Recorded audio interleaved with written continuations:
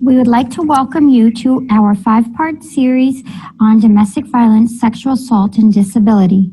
This series is brought to you by the Miami Inclusion Alliance, or MIA. The Miami Inclusion Alliance is comprised of 4 organizations that have spent the last 3 years studying the domestic violence and sexual assault services in Miami-Dade County and how persons with disabilities are utilizing these services. What we have found is that there's a disconnect between the services that our community provides and the outreach to persons with disabilities. This training series is the first step to bridging that gap. We are working internally to train our organizations, and then we will be going out into the community to share the knowledge and information that we have gained. Disability Independence Group is an advocacy center for disability rights. Dade Legal Aid is the legal aid that handles domestic violence cases. Mujer is a certified sexual assault center, and CVAC is the Miami-Dade County one-stop for domestic violence. This project was supported by grant number 2015 FWAX-K001, awarded by the Office on Violence Against Women, U.S. Department of Justice. The opinions, findings, conclusions, and recommendations expressed in this publication are those of the authors and do not necessarily reflect the views of the Department of Justice Office on Violence Against Women.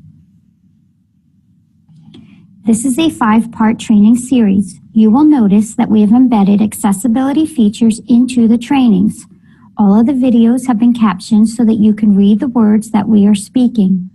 All of the videos are being interpreted into ASL or American Sign Language. The font size of the words on the slides are large. We are using a sans serif font that is easy to read, and the colors used on the slides have been tested to make sure that there is a contrast between the colors for better viewing. You can watch the trainings in any order that you would like. The training you are about to watch is called The Intersection. It will focus on expanding the definition of disability and understanding the intersection of abuse and disability, the unique factors that cause an increase in abuse against persons with disabilities, and the tactics used by abusers, the barriers and challenges that a victim survivor with disabilities might face, and how to safely and effectively assist a victim survivor with a disability. The mission of the Miami Inclusion Alliance, or MIA, is to learn about the intersection of disability and domestic violence and/or sexual assault in order to promote a culture of inclusion within and between all collaborating agencies. This collaboration will implement the necessary changes so that persons with disabilities who are affected by domestic violence and/or sexual assault have access to services. Hi, my name is Deborah Dietz, and I am going to be your speaker today. I am one of the founders and the executive director of Disability Independence Group, or DIG. Disability Independence Group is a nonprofit advocacy center for disability rights. We were founded in 2002, and our mission is to expand opportunities for participation, education, employment, and acceptance of persons with disabilities through advocacy, litigation, education, and training. And what this means is that we do lots of things.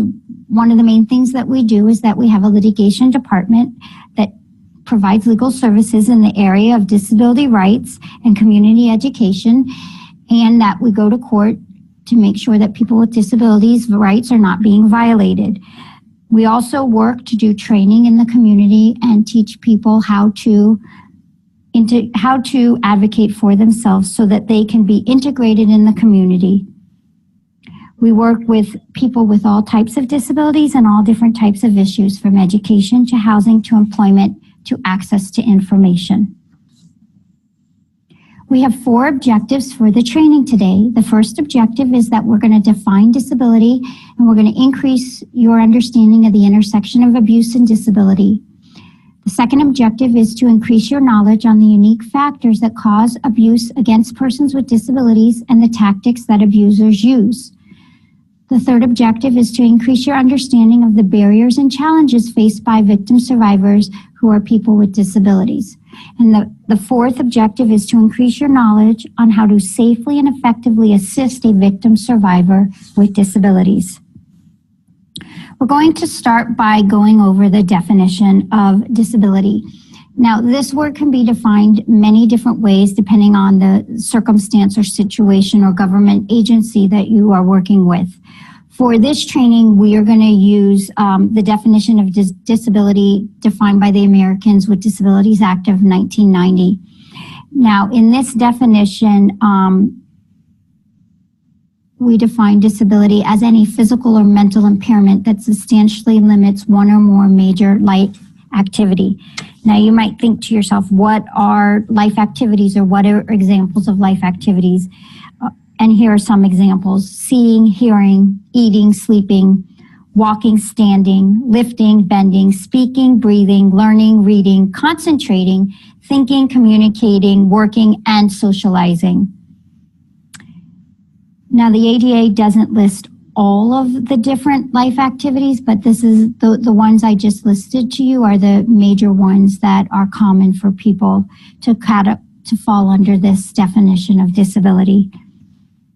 The ADA prohibits discrimination on the basis of disability in employment, state and local government, public accommodations, commercial facilities, transportations, and telecommunications. To be protected by the ADA, you must have a disability or have a relationship or association with a person that does have a disability. All right, let's move on. There are several different types of disabilities, so we're going to go through the four major categories. The first is physical, and a physical disability will restrict motion or agility. The second is developmental, and this is cognitive and or intellectual, and this is limitations in your cognitive or intellectual capacity. The third is psychiatric. These are conditions that produce emotional, behavioral, or mental health issues or challenges that impair functioning. And the last is sensory, and this is the limitations in sight, hearing, or any of your other senses. Now, what's interesting is not all disabilities are visible. A visible disability is one you can see. You can see that if someone is using a wheelchair, that they most likely have a physical disability. But there are also invisible disabilities, and these are disabilities that you cannot see.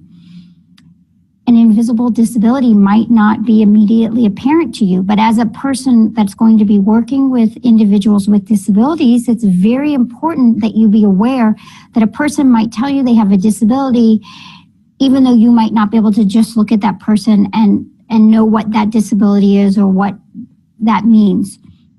So in your job and having this responsibility, it's very important that you understand and be respectful that someone's disability might be invisible.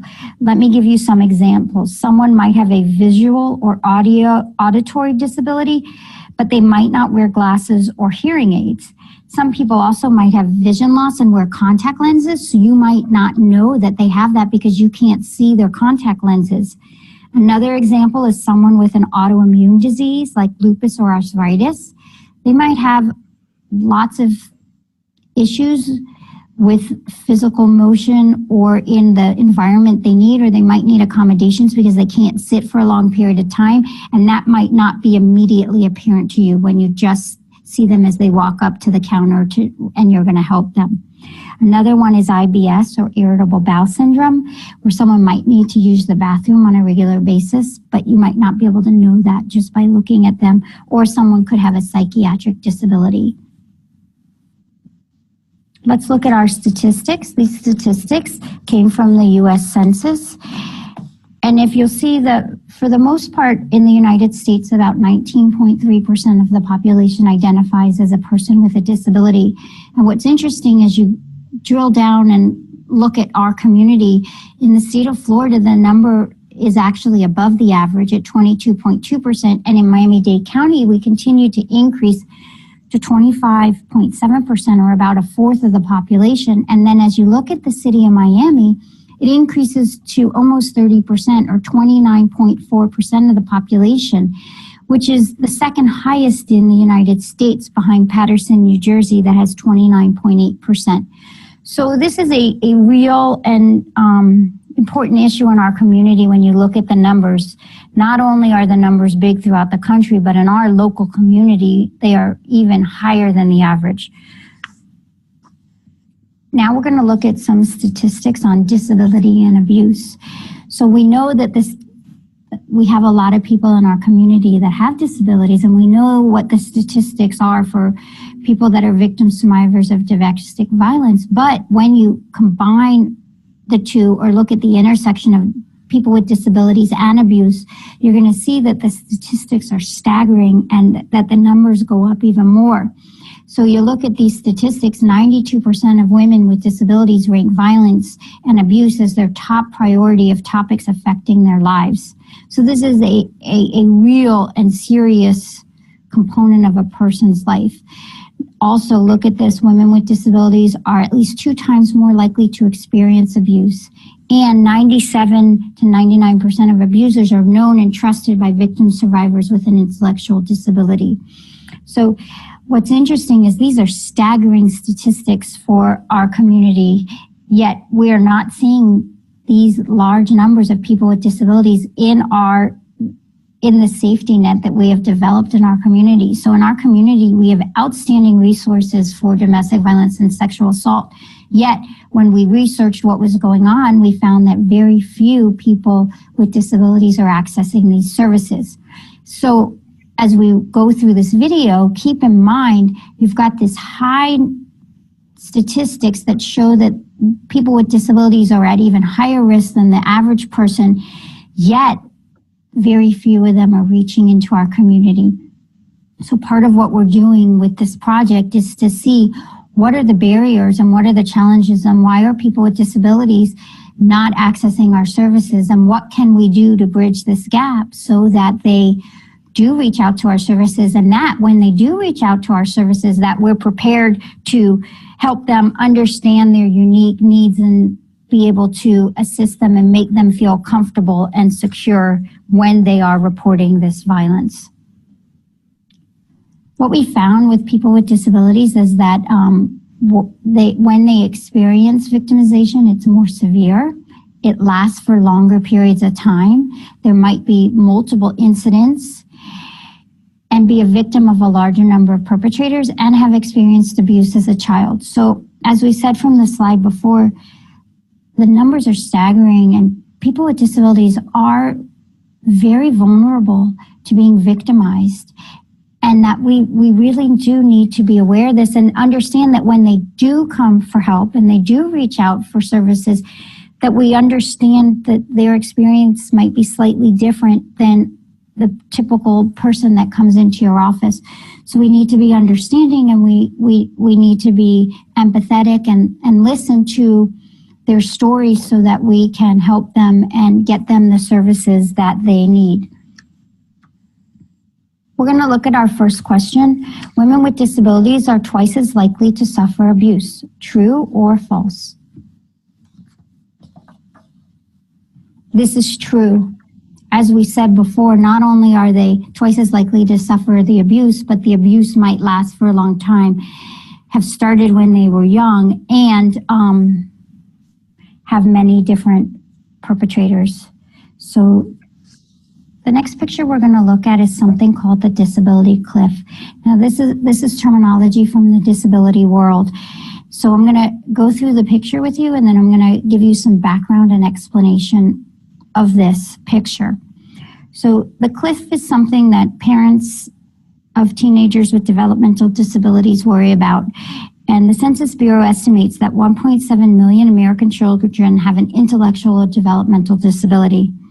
And unlike in past generations, today these children usually go to school alongside children without disabilities.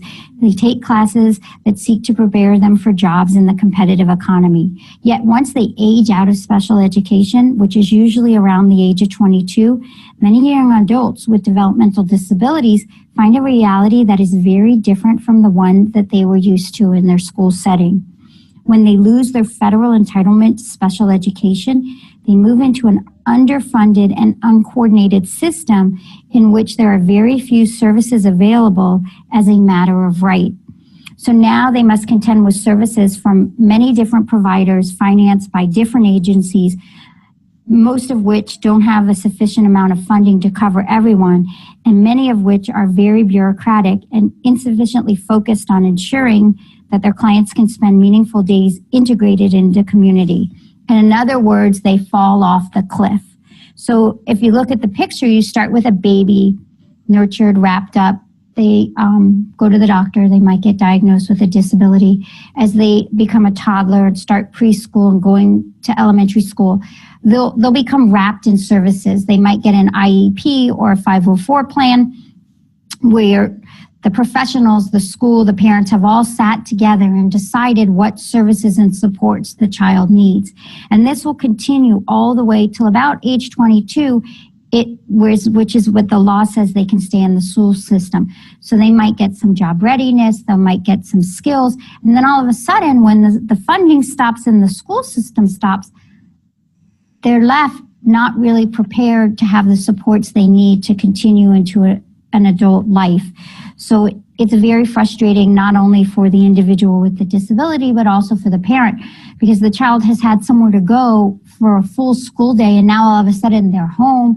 There's nowhere for them to go, or if there is somewhere to go, it might be disorganized and not as stimulating or as challenging as where they had been before.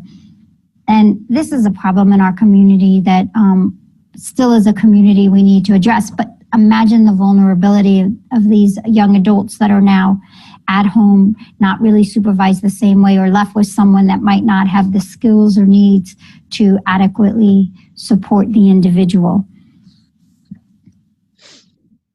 So let's look at some of the factors that increase rates of abuse. First, the devaluation of a person with a disability in society. For a long time, people with disabilities were kept segregated or outside of the society and really not included. So now, where we live now, the timing, people are being integrated into society, but the population has to catch up with valuing these persons with disabilities and realizing that they can add to our community. Also, they're usually, as we were talking about with the disability cliff, isolated and segregated, which makes abuse easier, because if there's not people around, there's no way to complain or to people to notice what's going on. Also, they've increased exposure to potential abusers. And people with disability come from a culture of compliance where they're told what to do, and if they behave, they get rewards, and so they're used to complying. They're also seen as easy targets. They might not be able to advocate themselves or tell or even know that what's happening to them is not correct or not healthy or not appropriate. What we found is a lot of persons with disabilities are seen as asexual and not really given sexual education in school or in their homes, so that they don't even know what is appropriate sexual behavior, or if what's happening to them is not appropriate, or what happens with everybody else. So they become easy targets and very vulnerable. Here are some tactics that are used by the abusers. Physically, they can use restraints, or they can hit the person with a disability. Sexually, they can take advantage of their lack of understanding about sex, like I was just talking about. If you don't know what healthy sexual education or appropriate sexual education is, then you don't know if you're being taken advantage of, or if what someone's doing to you is right or wrong. Also, isolation, controlling access to communication devices. Imagine if you're a person that is deaf and communicates in American Sign Language, and your caregiver, companion, friend, parent is your really voice to the outside world.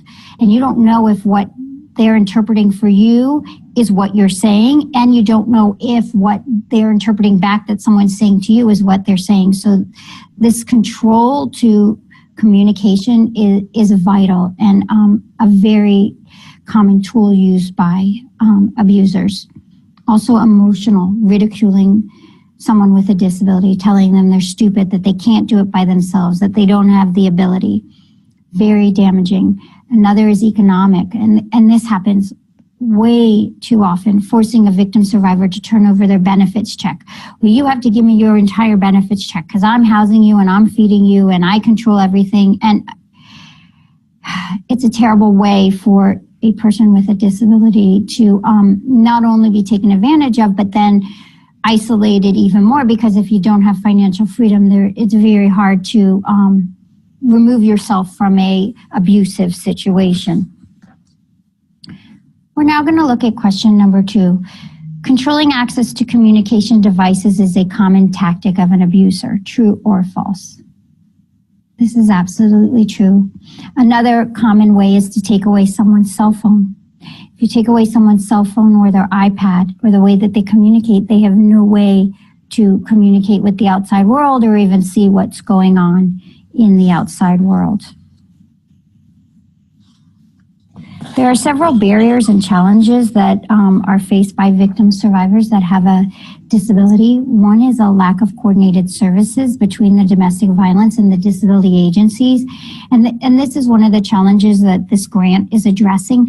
We want to introduce the domestic violence and sexual assault organizations to the disability organizations and agencies so that there is an open line of communication. And what we're really trying to do is teach domestic violence and sexual assault organizations what supports they need to support a victim survivor that has a disability. And we also want to talk to the disability agencies and explain to them what are the symptoms, the signs that they should look for, how can they screen for abuse, and then if they do have a concern, do they have the connections and the names, the phone numbers, and the list of organizations that would be appropriate for the concerns that they feel.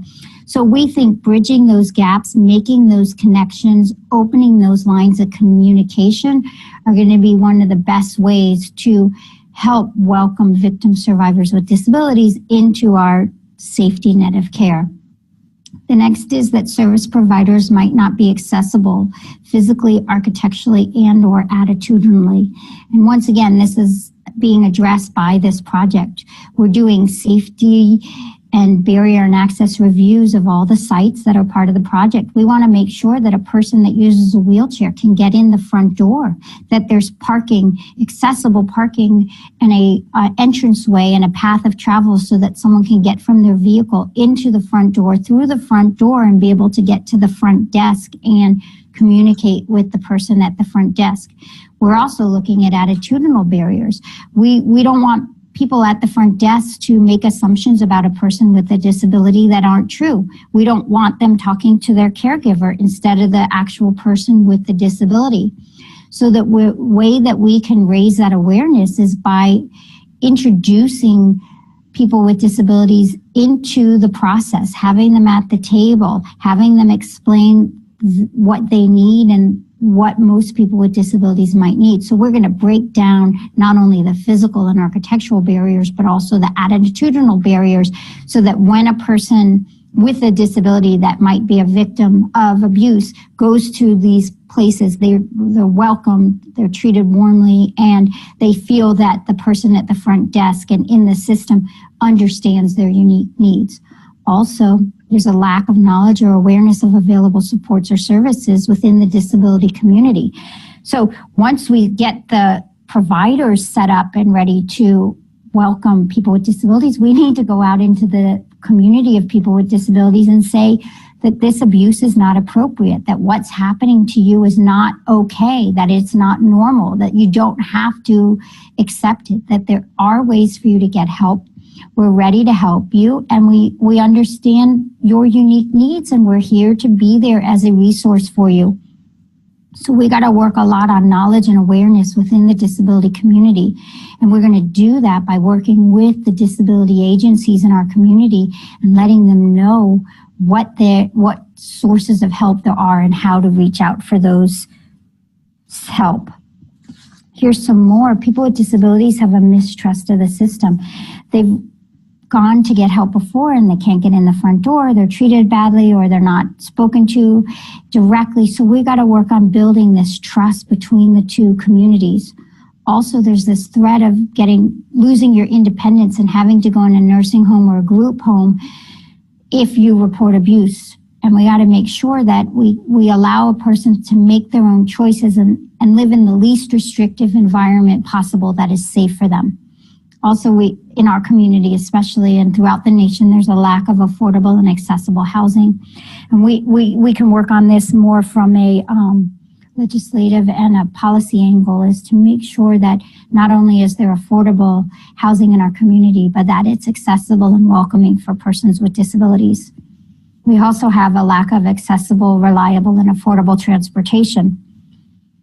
It's a huge problem or barrier for victim survivors, because if you can't leave your house and you can't get transportation, it's hard to go get help, especially in Miami-Dade County, where our community is so large and transportation is such a challenge. But we're working on it, and it's not being aware of it is the first way to try to look for solutions. And the last is many persons with disabilities may require assistance to physically leave their house and or communicate with a service provider. Now, if their abuser is their caregiver, then this becomes very hard, because if you can't leave to ask for help or get help because the person abusing you is the one that helps you, that is very difficult. And that's where we circle back to the disability organizations and helping, getting them ready to screen for abuse and be aware of what the abuse might look like, so that they can help the person with a disability who might not be able to report their abuse or get help. There's also a lot of organizational barriers, as we talked about, physical access, but also an organization that might be unprepared to provide accommodations. So we're going to work and talk and teach organizations what are common types of accommodations. And what's the most important is to remember that accommodations are unique and individualized. And just because one accommodation might work for one person with a disability, that same accommodation might not work for the next person with a disability. So it's very important to make sure that you always ask the person with a disability, do they need an accommodation, and what accommodation they might need, and not to assume or guess what you think someone needs, because that goes back to those attitudinal barriers and making assumptions that aren't true, accurate, or real. Also, it's always important to make sure that if you're going to get a certified American Sign Language interpreter, that they're certified and that they understand the language and the needs of a victim survivor, and make sure that the interpreter is used when a victim goes to a medical facility with an injury. Don't allow the person that brings them to be the interpreter. You always want an independent, certified interpreter in those situations, because you don't know if the person interpreting is actually the abuser, number one, and number two, if they're accurately telling what the victim is saying. And as I said, it's very important to never use the person that brings the person with a disability in as their interpreter, whether it be American Sign Language or a person with an intellectual or developmental disability. Always bring in an interpreter for those situations, because you need to make sure that when you screen for abuse, that the victim is the person you're communicating with, so that you make sure that you're getting an accurate screening for abuse. Let's look at some of the implications for these barriers. The violence against women movement has not been inclusive of people with disabilities and the deaf. And as I said, the most common way you're going to see this is with the use of interpreters, especially sign language interpreters, is that you want to really make sure that these are certified interpreters and that you're really getting what the person that is deaf is trying to communicate, and that you have this communication that's two-way, not just one way, but that they can be responsive and listen and answer back. And when something is emotional and there's trauma involved, note-taking is really not an appropriate or effective form of communication. The best way is, if the person wants it, the best way is to use an American Sign Language interpreter. But remember, it's what the person is comfortable and what the person wants. The next is people with disabilities really access services so staff is not experienced with working with victims with disabilities. And this is what these trainings are for, to help the staff learn to be comfortable and learn to recognize the correct situations and then what to do. And if they don't know what to do, at least to know where to ask for help to get guidance. And also, when people with disabilities access services, they are not likely to have a negative experience. They are likely to have a negative experience, and thus they do not access again. So we want to make sure that we do what we can to make everyone feel comfortable, welcomed, and secure and safe so that they will access our services and they will access group therapy and training and reporting and getting protection orders, whatever they need, and that they don't feel like it's too much effort or they don't want to go the effort and then not be understood or have a bad experience. We're now going to look at question number 3. Victims and survivors with disabilities are not accessing our system. True or false? The answer to this is true, unfortunately, and that is the purpose of this grant. As you've been hearing in this training, the statistics are high, the statistics are staggering, yet when we did research on who's requesting interpreters and what people with disabilities are coming into the system, we found that the numbers are very small. And so we know that there's a disconnect. We know that the percentage-wise, the numbers should be large. And since the actual numbers of people requesting services is small, then the ultimate answer is that people with disabilities are not accessing our system. And we're going to work to change that so that victim survivors with disabilities are not suffering and not staying in situations that are harmful and damaging for them. So the goal is to ensure that victim survivors are empowered and have full and equal opportunity to benefit from programs and services as people without disabilities. And the key words here are full and equal opportunity. And that means having the same opportunity to benefit from or participate in programs and services and activities as an individual without a disability.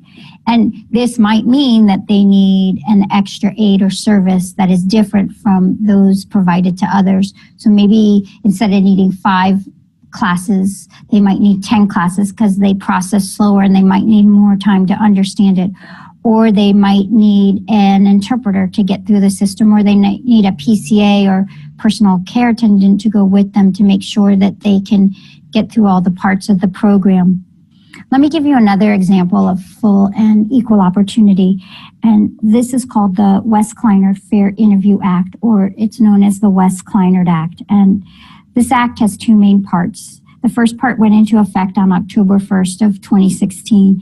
And this, the first part of the law said that a person with an intellectual developmental disability could get a D put on their driver's license or state ID. And this was a way when they gave their ID that someone would know that they have a disability. There's good and bad about this.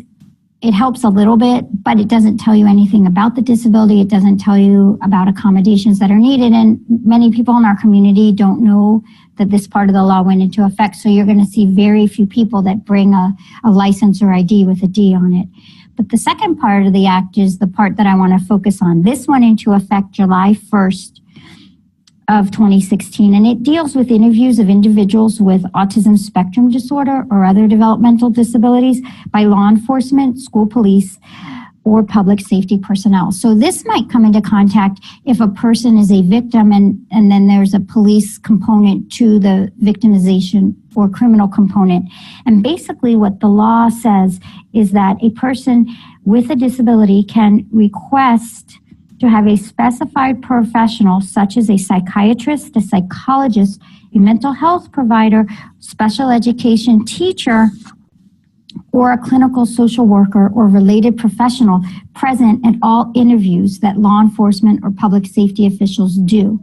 So they can help guide these interviews and make sure that what the person is trying to say is being interpreted correctly or being communicated appropriately. So this is something very important that you might see as a provider when you're in these situations, that you can enact this West-Kleinert Act and make sure that the police aren't interviewing a person with autism spectrum disorder or developmental disability by themselves, but that you can have this professional in the room with them. And this would be back to this requiring an aid or service that might be different, because usually those interviews only the victim goes in, but in this situation, if you proactively request it, the police and law enforcement must comply and allow this accommodation to occur. So how do you determine someone's needs? Persons with disabilities have different needs, and it really depends on the person. It depends on the type of disability they have, and it depends on the history of accommodations that they've gotten in the past. So my recommendation and the best way to go about is to ask the person directly, do you need an accommodation? Or to listen. If they say to you, I need help or I need this in large print, then you need to respect that accommodation or request for accommodation, and as best as you can, comply with the needs or the way that the person wants to receive information. Now, let me give you an example of this. This was a lawsuit in California. There was a young lady who needed to take a standardized test, and she needed to use her laptop because she was used to having her laptop read the information to her. And the testing facility said, no, you can't do that. We're just going to have someone read to you. And she actually went to court and sued and said, that might be fine, but then you're choosing my accommodation. That's not the accommodation that I have a history of using or that I am comfortable with. And the young woman actually won the case, and the court said that, yes, it is appropriate and okay for the person with a disability to pick the accommodation that they are comfortable with and they are used to. As long as it's not a fundamental alteration of a program or it's not an undue burden, then there's no reason that the person should not be able to pick the type of accommodation that works for them. So let's talk about some tips for communicating with persons with disabilities.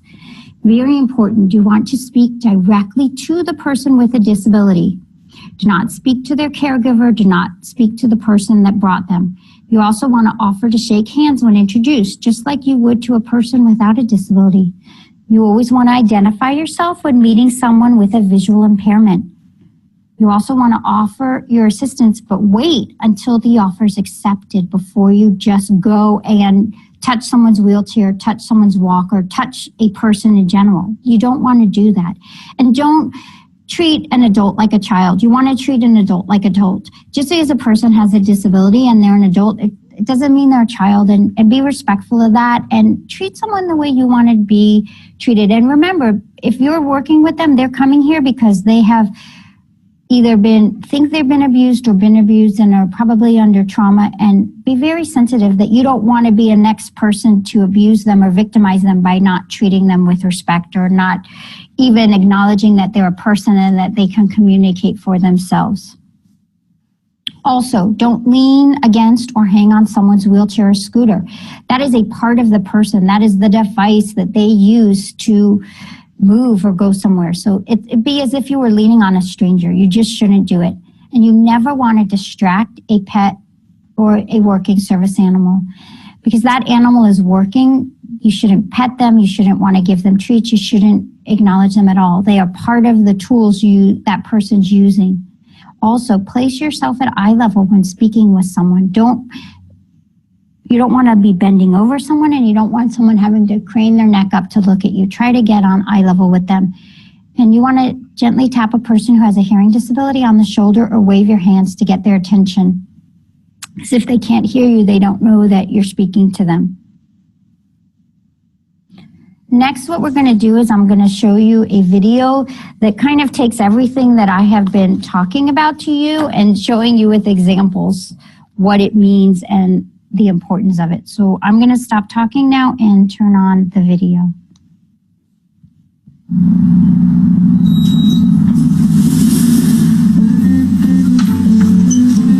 Good morning, Bob. Good morning there, man. Morning, Alice! There's no need to be awkward. Poor Bob. Like so many of us, he just doesn't know how to interact with people with disabilities. It's pretty easy, really. People with disabilities are people first.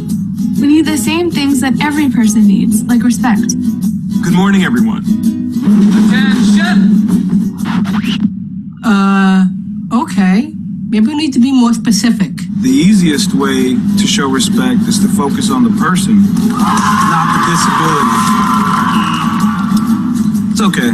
You'll get the hang of it. One easy way to focus on the person is to watch the person signing and not their interpreter. your companion. It's really cool that you'd like to help, but do us both a favor and please ask me first. What you think might be helping? I got you. Wait, ah! Oh no, might actually not. If you'd like to offer me help, let me hold on to your elbow. Don't take mine. Hey, would you like to take mine? Sure. Assistive devices help us to live our lives. They're really important and really personal.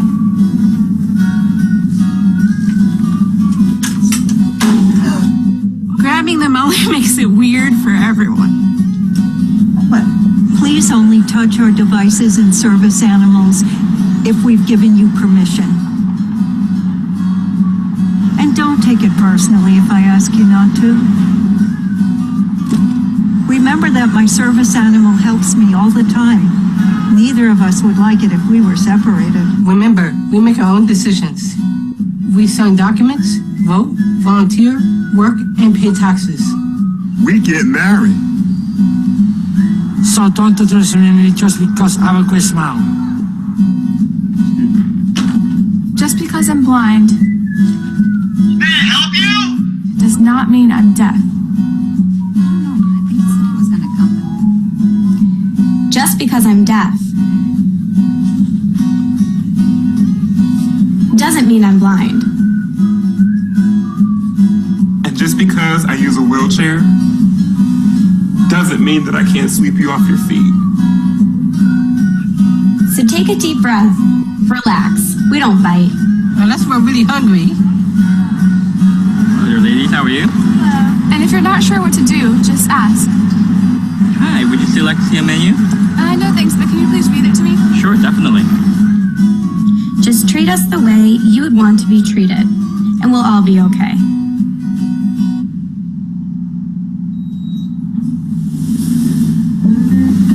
Good morning. Good morning. Good morning, Alice.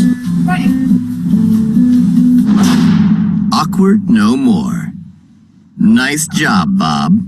Go forth and be human. There's no need to be awkward. Let's look at some common accommodation requests. The first is an American Sign Language interpreter. These are used usually by people that are deaf that communicate in American Sign Language. And as I said earlier, you want to make sure that you have a certified interpreter, not the person that came with the deaf person, or not a friend, or not someone who works in your office and kind of sort of took American Sign Language in elementary school or high school and knows a few words. And finger spelling is not the same as American Sign Language. American Sign Language is its own language, and it's a pictographic language where concepts are turned into pictures and interpreted. So please make sure that you get the right type of interpreter. Also, a common thing is that documents can be put into large print or braille or an electronic format that can be read by a screen reader. Another common accommodation is to have a quiet space free from noisy distractions, and to have an accessible space with movable furniture so that if need be, you can move the furniture around to accommodate different types of wheelchairs, walkers, or other items used with people with physical disabilities. And as I said, and I'll repeat this again and again, is you want to ask the person with a disability what type of accommodation they need, or if they even want an accommodation at all. Now we're going to look a little bit about the court system and how to request an accommodation from the court. Requests for an accommodation from the court need to be made using an ADA accommodation request form that's available on the court website. For the court, you need to make them at least 7 days in advance, and there is no charge for these accommodations.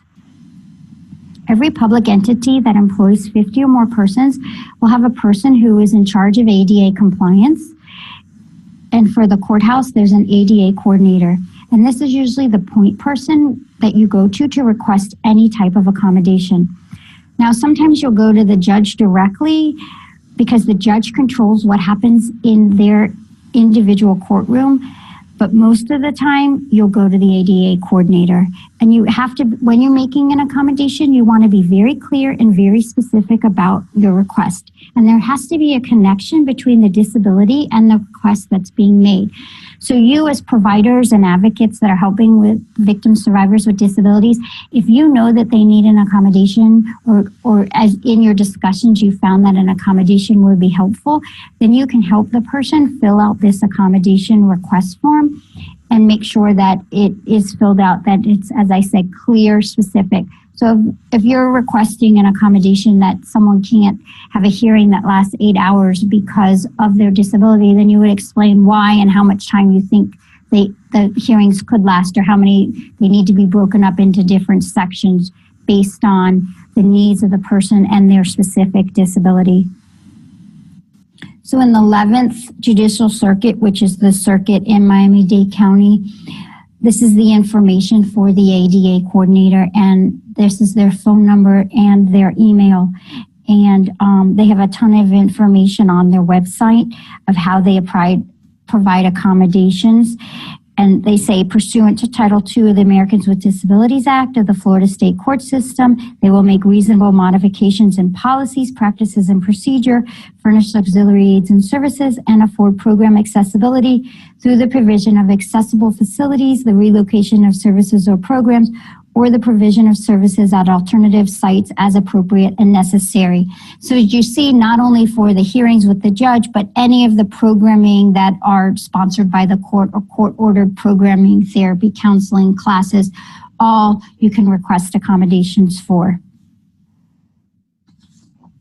Let's look at question number 4. Always ask a victim survivor if they would like an accommodation, true or false. This is absolutely true. Once again, you do not want to make assumptions. Do not want to say, well, the person last time wanted this, so I assume this person will want the same accommodation. Always ask. Remember to ask the person directly, not the caregiver or the person, the companion that came with them.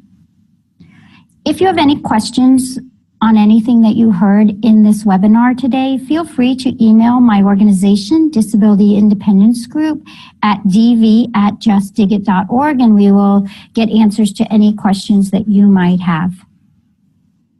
There are several resources available to victim survivors. For domestic violence, there's a National Domestic Violence Hotline. The phone number is 1-800-799-7233. At the state level, you can call the FCADV, which stands for the Florida Coalition Against Domestic Violence. Their phone number is 1-800-500-1119. And at the local level, you can call CVAC or our Miami-Dade Family Justice Center, and their phone number is 305-285-5900. For sexual assault at the national level, you can call RAIN, which stands for the Rape, Abuse, and Incest Network National Network, and their phone number is 1-800-656-4673. At the state level, you can call the FCASV, which stands for the Florida Coalition Against Sexual Violence, and their phone number is 1-888-956-7273. 1-888-956-7273. And at the local level, you can call Mujer, one of our sexual assault centers, and their phone number is 305-763-2459. Thank you for watching the training, The Intersection. Please make sure that you watch the other 4 trainings in our 5-part series. If you have any further questions, please contact Disability Independence Group at our phone number, which is 305-669-2822, or by email at dv@justdigit.org, or go to our website at www.justdigit.org.